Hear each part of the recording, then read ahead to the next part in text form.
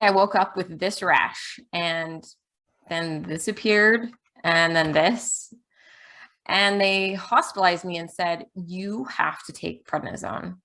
My heart sank. I didn't want to touch prednisone with a 10-foot pole because I learned all about it in pharmacy school and I memorized that list of side effects and I didn't want anything to do with it. But the doctor said I needed it or I could die. I would bleed to death if anything happened to me. And so I consoled myself by saying, it's okay. It'll just be a few days of taking prednisone, maybe a few weeks, but probably just a few days. I've seen the prescriptions come in the pharmacy. They're usually like 10 days, maybe 5. That's all I'm going to need. But it wasn't a few days. It wasn't a few weeks. It was months and months. Pure misery at those high doses and hope that I was finally off at the lower doses. Have you ever felt that way? Raise your hand.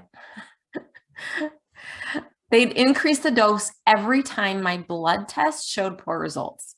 They tested my blood at least once a week. And so they were changing my dose once a week to see, okay, did she crash again? All right, let's go back up. Or, okay, your blood's looking good. We can start tapering prednisone. But then I'd have to go back up. I was stuck in the taper trap. I really thought that the prednisone would be short-term.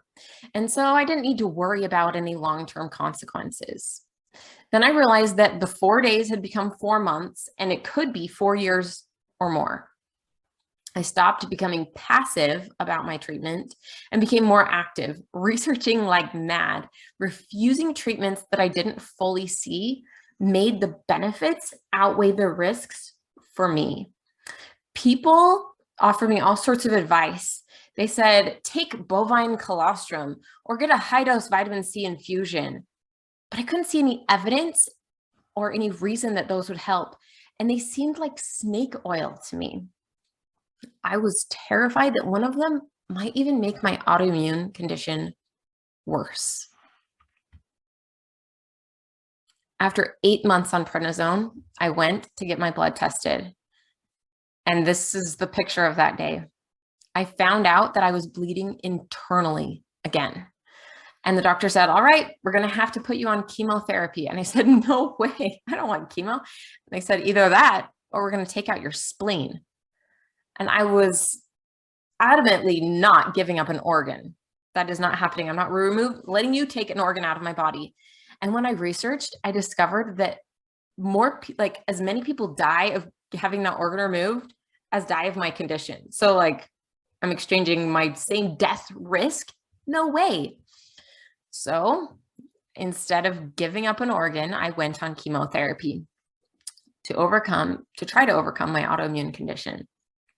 And it was flaring so bad that there was actually blood dripping on the floor from this moment, from my blood draw. They just poked my elbow to pull some blood out and it wouldn't stop bleeding. It was just dripping on the floor.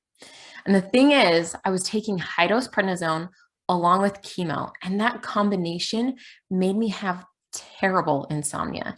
That meant I was so miserable, I was trying to take a nap to recover.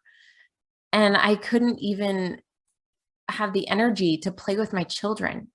I just wanted to have that energy to play with my children again, but I didn't have it from all of the exhaustion and sleep deprivation of taking chemo and prednisone together.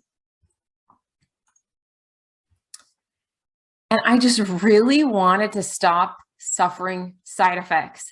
These are all the side effects I personally experienced. I am sure you could add to this what side effects you have suffered about this. So it was as if by chance, after staring at the ceiling, not able to fall asleep, I had an epiphany. And I realized while staring at that ceiling that there was a secret about prednisone that I had never realized before. And it had to do with the nutrients that prednisone steals.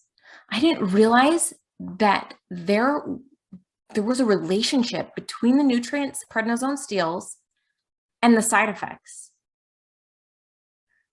And it was now crystal clear to me how to make the good effects of prednisone outweigh the side effects. Because even if I had to take prednisone forever, even if that chemotherapy didn't work, which my doctor said I only had a 1 in 3 chance of it working, even if it didn't put me in remission, I now had a way to not be miserable the whole time.